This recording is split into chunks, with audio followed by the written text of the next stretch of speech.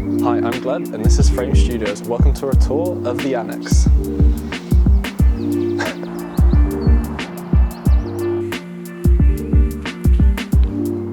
As you can see, there's quite a step down, which won't be here once the project is complete, as there's going to be insulation and underfloor heating and the floor on top, which explains this gap. So the kitchen used to be boxed in where the yellow paint is. It used to be closed off with a door, and it gave the living space a really awkward L shape, and the end part of the L was a bit of a wasted space. And as you can see, that kitchen was quite narrow because that's not a whole lot of room. And if you imagine kitchen cabinets on either side, I mean, it was a bit less than even what you have to look at there.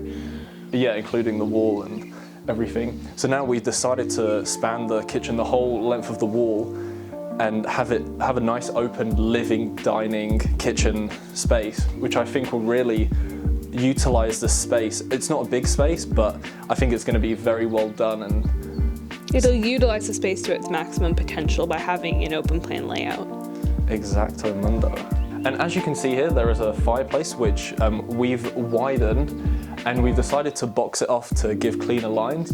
To the right will be a cabinet, which is where all of the AV media will go, and keep it clean, keep it simple. There'll be a TV on top of the fireplace and a nice marble frame and a log burner for all the heated needs, even though there's going to be underfloor heating, so I don't know how useful that will be. It would just be nice to have. Originally, the fireplace was asymmetrical. It had one basically fireplace half the side on this side and then one fireplace on the other half in the bedroom.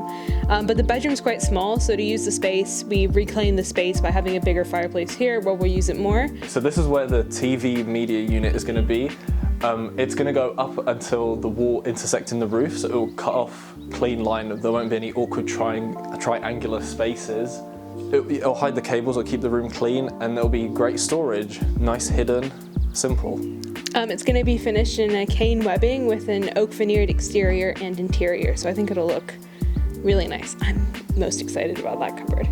The electricians have been around and they've done their first fix, and as you can see, all the cables dangling from the ceiling.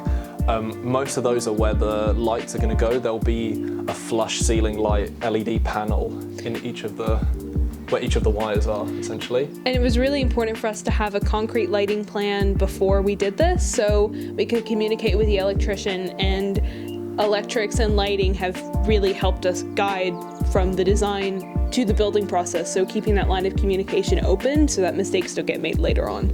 Yeah, when we had the electrician round, I showed him the ideas and the finished plans of how we'd like it, and we had multiple conversations of where sockets are going to be and where the lights are, and in the kitchen there are not going to be any outlets. Just in the larder unit there'll be outlets there, so everything is hidden. And so we can have a clean marble backsplash with no sockets sticking out. Exactly. So we're now in the bedroom of the Annexe, the bedroom bathroom. Where I'm standing now was about where the previous bathroom was. The wall came along here, over to here, and then had a little ugly, or not ugly, but awkward dog leg in the corner, which wasn't very usable. It was a boiler room. A boiler room. Which wasn't in use. So an inefficient boiler room. So we've flopped the layout by putting the bathroom on this side.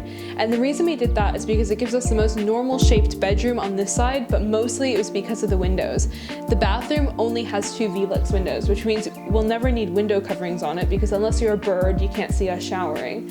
But the nice windows are on the right-hand side of the property, so when you're sitting in bed, you can look out and there's beautiful greenery and countryside views. So by having the bedroom face those windows and not losing any space to the bathroom, we got a longer and wider bedroom and more room for wardrobes and a king-size bed, which is very important.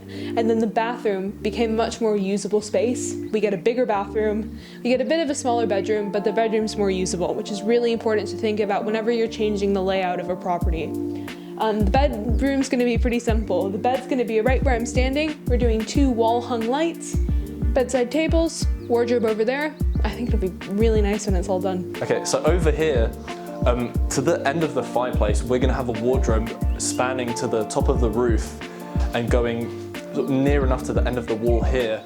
And I think it might either be 2 or 3 doors, that's yet to be decided, but it's going to be full length. It's going to cover this chimney breast which in this room isn't used. So we thought it's best to hide it and make use of the space by having a cupboard, and these awkward gaps can be used for storage. And as we're going for a more modern look, cleaning up the lines is kind of what we intend to do. And you might be wondering how on earth we're going to reach cabinets that are so high up.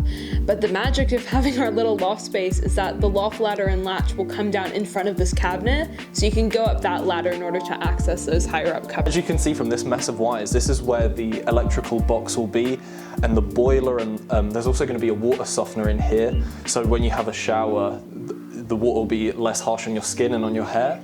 Coming from the US, the water quality in the UK it's really hard water, and it literally has made my hair fall out. So a water softener is a great thing to add where you can. They just take up a lot of space. So this cupboard here is going to be mainly a utility cupboard, and we've taken a little bit of space away from the bathroom in order to do that, but the bathroom is still quite a big space. The bathroom is quite spacious relative to the size. Yeah. So as you can see, the framing's already gone up for the bathroom, so you can kind of see the finished shape. There will be a sliding door here, and obviously since it is sliding, we've had to make the opening twice as wide as a traditional door. Yeah, so it's a pocket door, so it'll hide away in the cupboard, but it will slide to open and shut. Hide away in the wall. In the wall, not the cupboard. So we had a plan for this bathroom, and after speaking to the builder, we've just had to do a full 180. Originally the shower was meant to be here, and the sink would have been behind the camera now. But now the sink will be here, and as you can see, the plumbing's already in place for the waste and the hot and cold water. Okay, so there's gonna be a bidet here, and the toilet where the toilet is now. Of course, it will be a different toilet, something a bit cleaner. And the shower will be here. And the thing that was important for me is deciding between a bath and a shower. In this cramped space, I would rather have a big shower than a small bath, which will make the experience a lot more enjoyable. We have this great light coming down from the Veluxes, which keeps it nice and bright in here.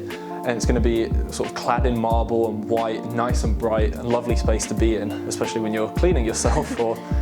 And when you're designing a bathroom, it's good to make priorities. Gleb's quite a tall guy, so he's about 6'4". So that means he's got long arms. So having a lot of arm space means having a shower that's 120 by 120 and not the standard 120 by 90.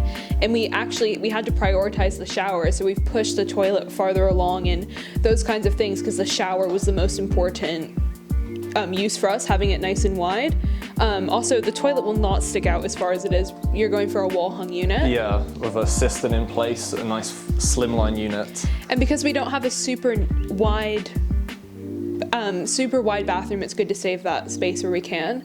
The other thing that our builder helped suggest was going for the 120 size, not going for anything a bit larger or like a 135, because 120 is the perfect size of 2 tiles. Yeah, so obviously it would be nicer to have something bigger, but then if we have to have 2 tiles and a piece of a third one, it would look weird. So we thought, keep it simple, keep it 120, simplify it, and it saves money as well. We don't have to buy extra tiles. Definitely.